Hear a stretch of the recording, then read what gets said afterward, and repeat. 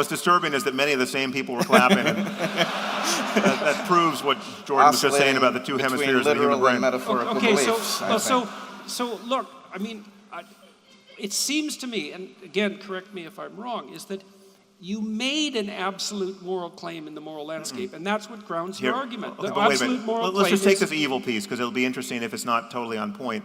Okay. The reason why evil is susceptible to total deflation is, if you agree with me, evil is a category of human misbehavior, human intention, that we don't understand significantly at the level of the brain. But if we did understand it totally at the level of the brain, then every evil person we had in the dock at trial would be just like Charles Whitman with his brain tumor after he shot up everyone at the University of Texas, right? So like he's the prototypically evil mass murderer, but he's complaining about this change that overcame his personality, and he thinks it would be a good idea that if after the cops kill me, you autopsy my brain because I don't know why I'm doing any of this, right?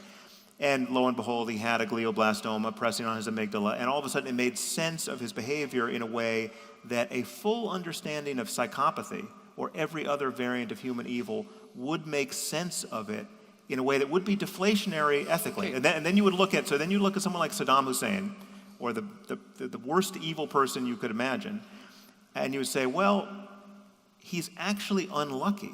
There but for the grace of biology go I. Because if I had that brain, if I had those genes, if I had those influences that gave me those synapses, I would be just like him. Now, if you think there's some other element that gives us free will, and now then you and I are disagreeing, then that's a factual claim that's at variance with mine. But if we are just on some level malfunctioning biological systems when we're being evil, then a complete understanding of evil would cancel that category.